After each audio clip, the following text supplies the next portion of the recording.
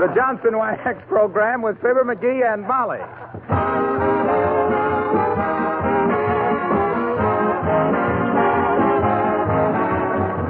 The makers of Johnson's Wax and Johnson's Self-Polishing Glow Coat present Fibber McGee and Molly, written by Don Quinn, with music by the King's Men and Billy Mills Orchestra. The show opens with Love Is.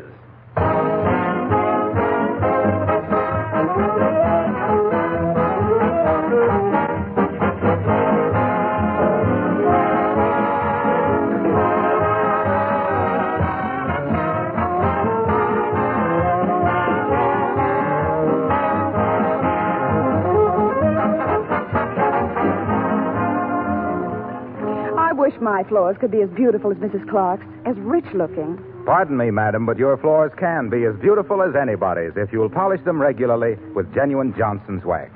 I know because I've watched many floors that look dull and lifeless become gleaming, beautiful floors under the magic touch of Johnson's paste or liquid wax. In fact, they seem to take on more beauty with every waxing. And, of course, the tough coat of wax protects the finish against scratches, stains, and wear, and cuts housework way down, because dust and dirt cannot cling to a smooth waxed surface.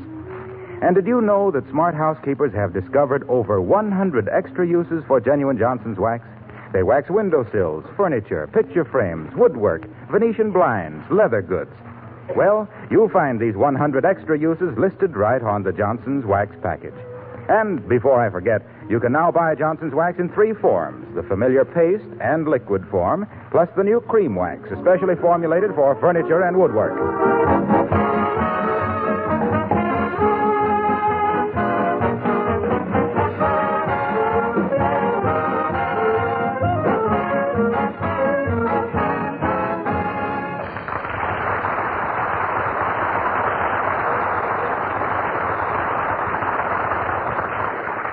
Last week, a quarantine of measles bottled up the cream of Wistful Vista society in the McGee home. During the week that has just passed, the cream has soured considerably. And here at 79 Wistful Vista, just one big unhappy family, we find a number of unwilling guests and Fibber McGee and Molly.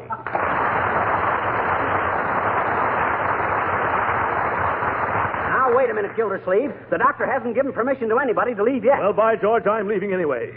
My business is going to rack and ruin while I... Take your hand off of that doorknob, Mr. Gildersleeve, or you'll regret it. We'll all regret it. I won't do it. I've been cooped up here for a week, and I'm going to leave right now. Don't you dare open that door, Gildersleeve. I will, too.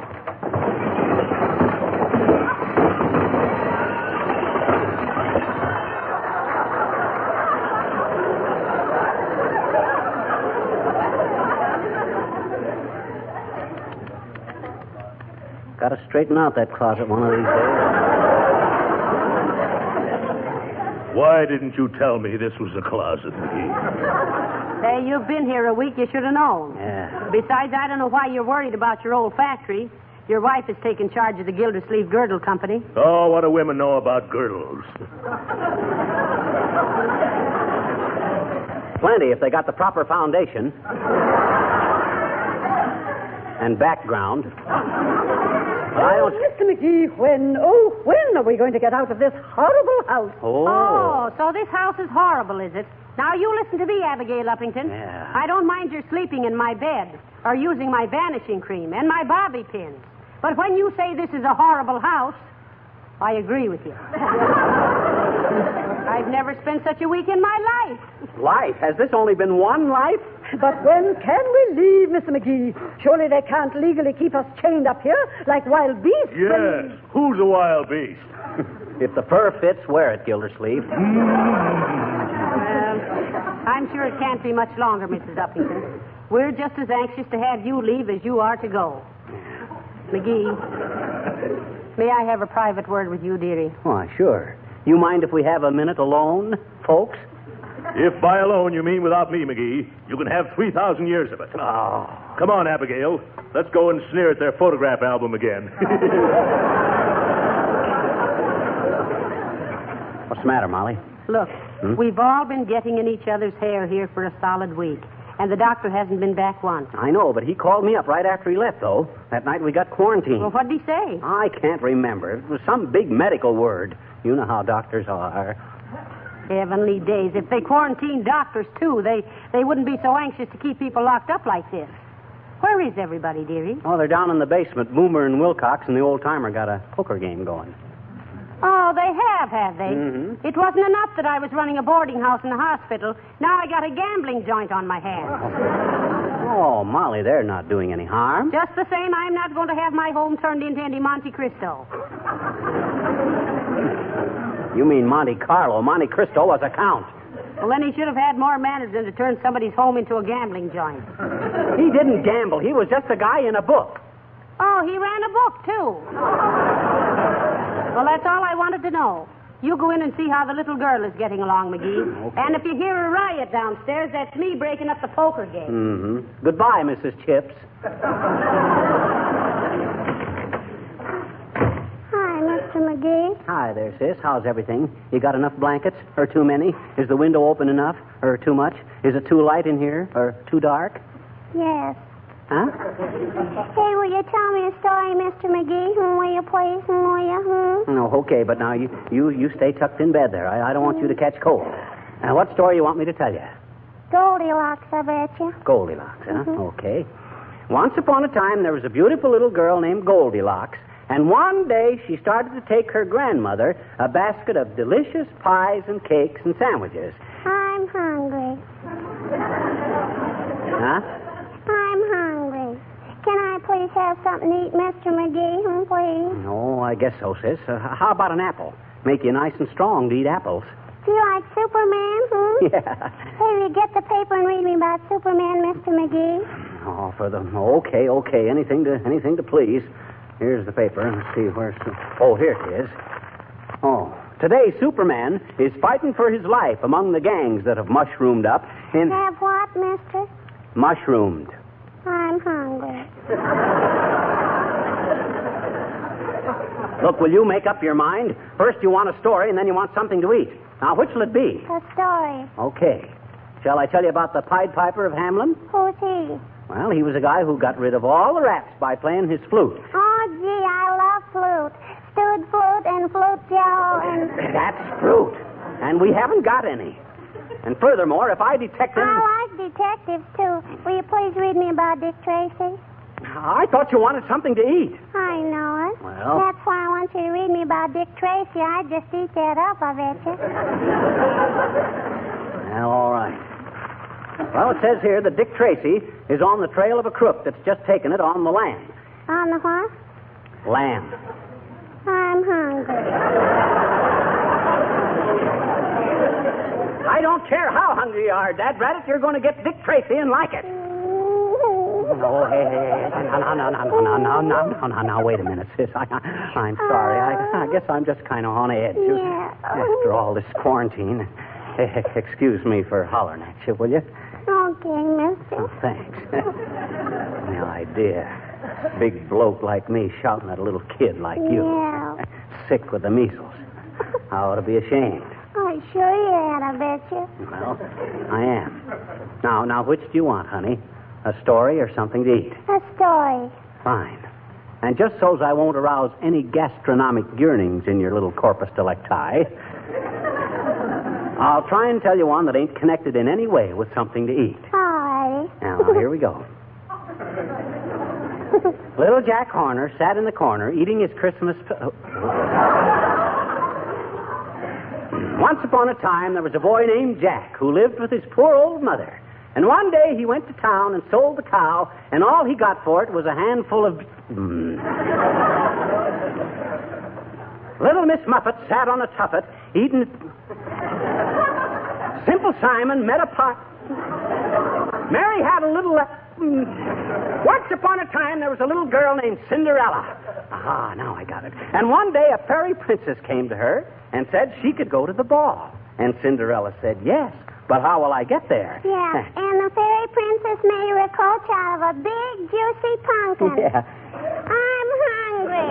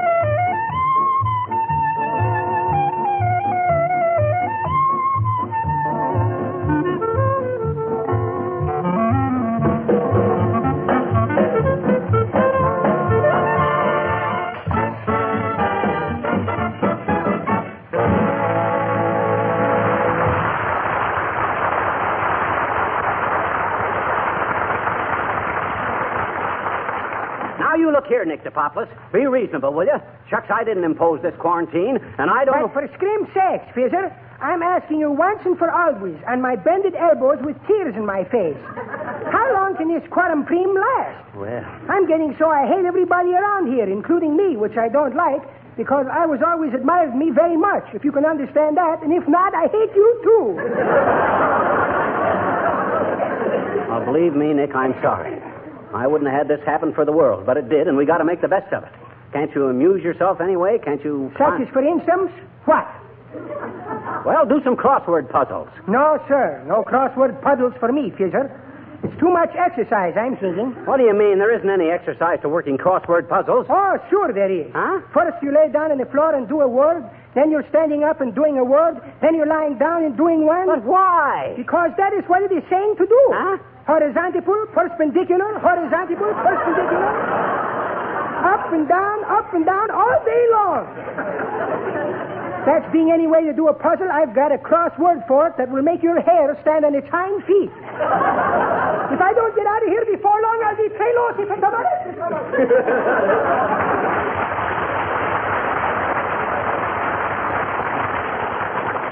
Well, I know it takes all kinds of people to make a world, but sometimes I think they went to extremes. Ah, there you are, McGee. I've looked all over the house, and I can't find anybody. No, and if I'd have seen you coming, you wouldn't have found me. Are you getting as tired of me as I am of you, Gildersleeve? At least, McGee. As soon as this quarantine is lifted, if it ever is, I'm going to move to San Francisco or someplace. I never want to see your face again. That's funny. That's exactly the way I feel about you. I'm getting so I detest you. I know. I despise you, too. It's a good thing we're friends, chum, or this would end up in hard feelings.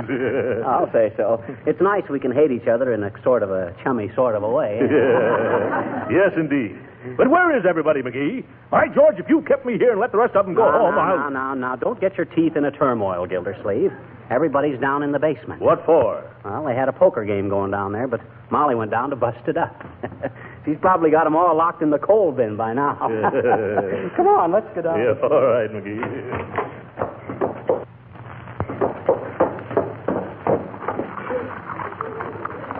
How many cards for you, Glowcoat? 3, Boomer.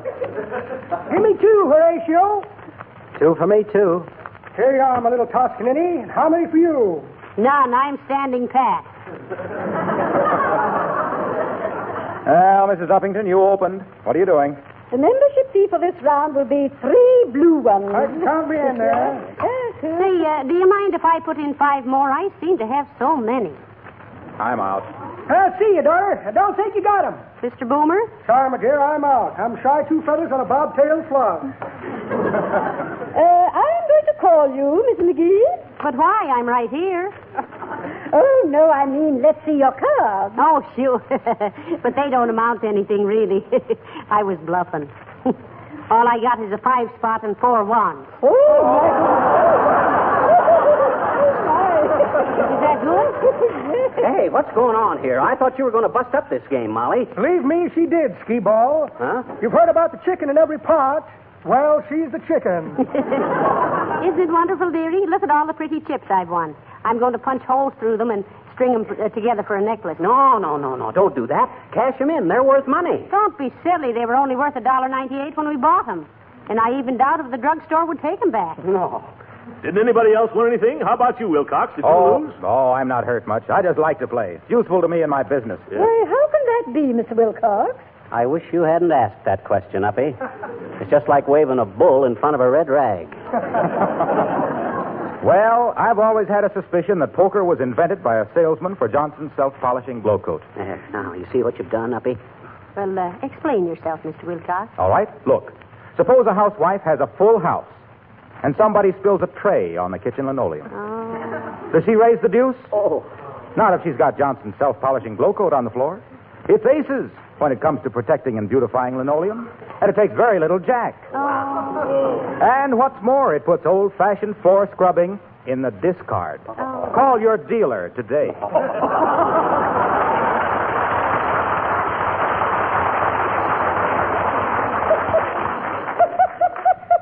That's pretty good, waxy, but that ain't the way I heard it.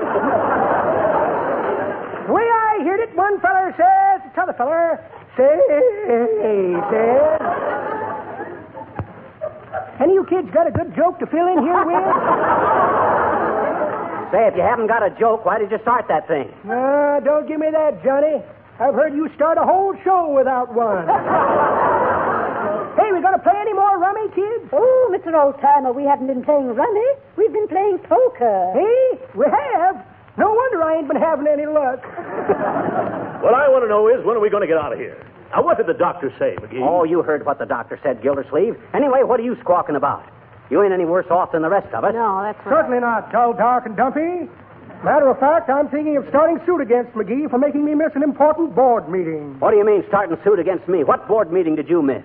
Show you in just a minute, Chisel Chin. Have the notice right here in my pocket. Notice. Had it here just a minute ago. Where did I put that notice? I think I shall start suit myself for false imprisonment, malicious mischief, and sleeping on the ironing board. Quiet, Abigail, my dear. I've been trying to find the notice of that meeting. Here's an income tax blank. Got me in the middle there. If I don't show the source of my income, I go to prison. If I do show it, I go to jail. Here's a Confederate $100 bill. What good is a Confederate bill? You can't spend it. I can spend this one, my boy. I was a Confederate in a bank robbery. Yes, indeed. Now, let me see. Here's a small package of sleeping powders. Go on, that's a blackjack. Don't be crude, Libberlib. Here's a postcard from Sheila the shoplifter. Says she tried to get away with an accordion, but it squealed on her. Letter from my brother, McClellan Boomer, the portrait painter, unfortunate fellow. Oh, what happened to him, Mr. Boomer? He sat down on his pallet. Poor lad. Yes, indeed. I always said he'd get caught with his paints down. A check for short beer. Well, imagine that. No notice of the board meeting. What board meeting was it, Boomer? The parole board, Scrimshank. Oh, well, there wasn't much choice anyway. They're a measly bunch, too.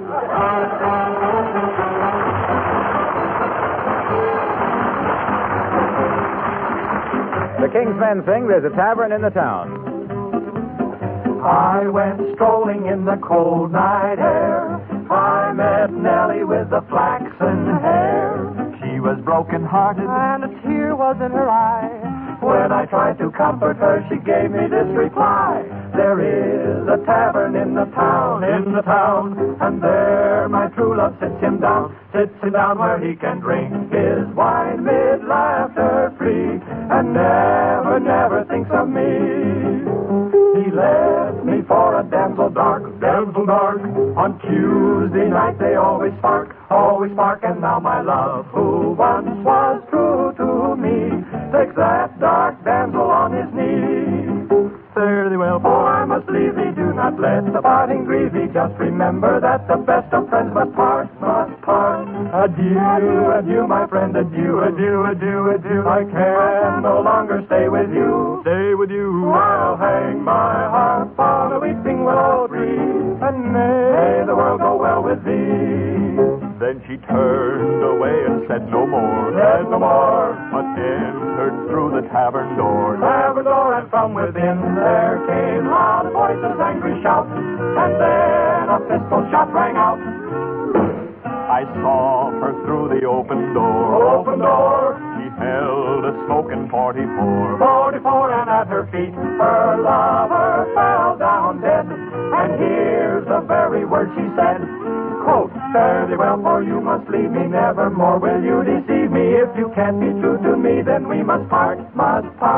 Adieu, my love, adieu, yes, adieu. I can no longer stay with you.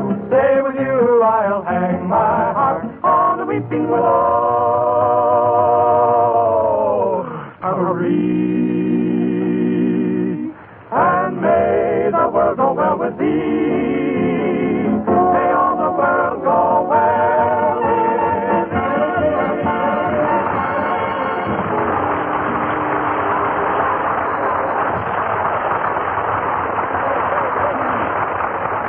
Nice fellow that as well.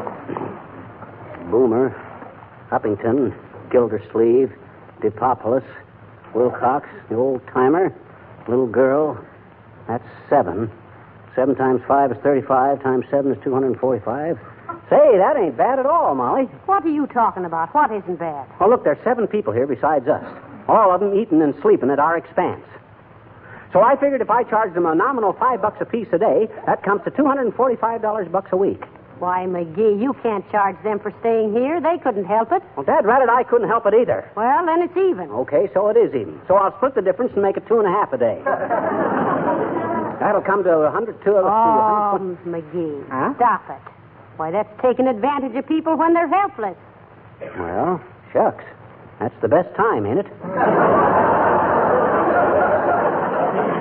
Now, just the same, I won't let you do it now. We're all quarantined here together, and we just got to make the best of it. Yeah, but think of the expense. We're going to have a grocery bill that'll make the defense program look like matching pennies. Why, when you stop to think of it... Please, may I have a word with you, please? Why, certainly, Mrs. Uppington. Do come in. What's the trouble? Mrs. McGee, I demand to know how long we ought to be incarcerated here. Now, you look here, Uppy. We don't like to be incapacitated here any more than you do. But a quarantine is a quarantine. You don't want the measles to spread all over town, do you? You don't want to start an epidermis, do you? You mean hypodermic, McGee. He means epidemic. Well, then what's epidermis? Epidermis refers to the skin. That's what I says. You want to skin out of here and spread the measles all over town? I wish to do no such thing, Mr. McGee, and I bitterly resent the insinuation. But I do demand, as an American citizen... See your papers. Papers? Yes, your citizenship papers. Why, you speak as if I were an ordinary immigrant. Look, Uppy, the only Americans that ain't immigrants, or descended from immigrants, are Indians. And you wouldn't know a teepee from a toupee. So don't give us that Mayflower malarkey. Why, look here. I have never been so insulted in all my life. You must have led a pretty sheltered life, Abigail. But I agree with you that we ought to find out how long Fibber, this quarantine... how long is this going on? How can I sell Johnson's wax when I'm locked up in here? That's exactly what I wish to know, Mr. Wilcox. Oh, yeah? Well, when did you start selling Johnson's wax, Uppy? I did not claim to sell Johnson's Say, wax. for scream's sake, Fizzle, how long is it going to be until I can have a re-onion with my wife and kidneys? That's what I want to know, Fibber. Me too, I betcha. No. Oh, for goodness sakes, little girl, you get right back in bed there. Yes, you'll catch your death of cold, sis. I'm hungry. Hey, now, look here, Johnny. I've missed 5 rumble lessons since I've been here, and I want to get it going. Well, what can we do? Well, Mr. McGee, what do you propose to do about this situation? I'll tell you what we're going to do, folks. I'm just as anxious as you are to know how long they quarantine for measles. I'm going to call the health department. All right, dearie, here's the phone. Thanks. Hello, operator. Give me the health department. Oh, is that you, Mert? Oh, that's all. How's every little thing, Mert? Yeah, we're quarantined. What's that, Mert? Your brother? Oh, the one that works in the airplane plant? Caught a spy, eh? Heavenly days, how thrilling. Oh, I don't know. He knocked over his lunch pail, spilled all the sandwiches, but he caught his pie.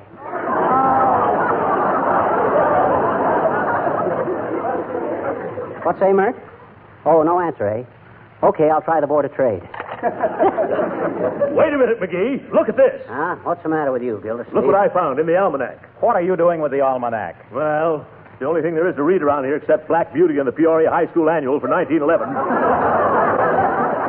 Well, what about the almanac, Mr. Gildersleeve? Well, listen to this. Huh? It's an article on contagious diseases. And it says that quarantining for measles is obsolete. Oh, Absolutely. Oh, I remember now. That's what the doctor told me over the phone. It's obsolete, and there's no getting around it. Oh, good heavens. I believe the man doesn't know what the word obsolete means. That's it, I do, too. Obsolete means Oh, my gosh. I was thinking of absolute.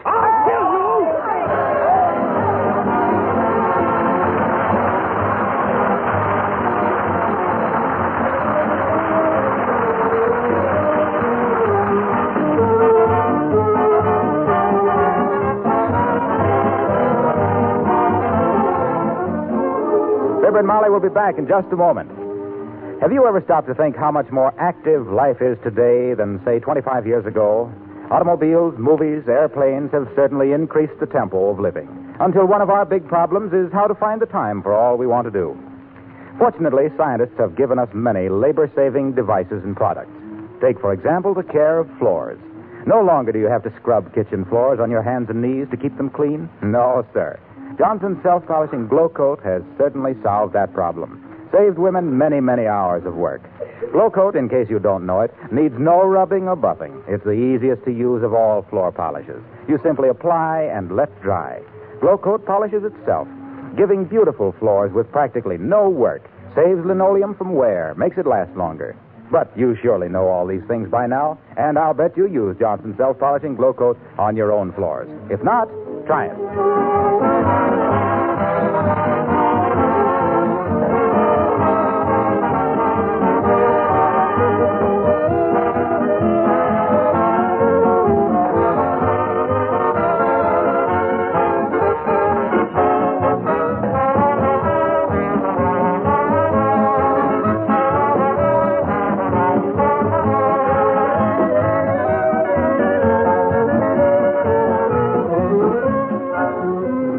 Everybody gone, Molly? Yes, they're gone.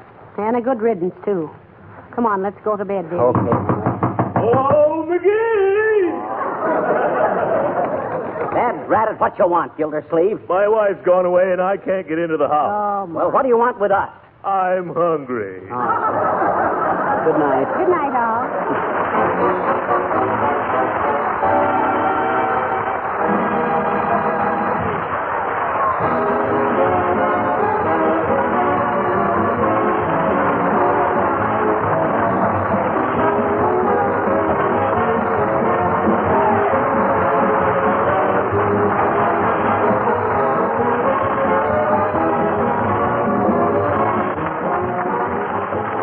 This is Harlow Wilcox, speaking for the makers of Johnson's Wax and Johnson's Self-Polishing Glow Coat, inviting you to be with us again next Tuesday night.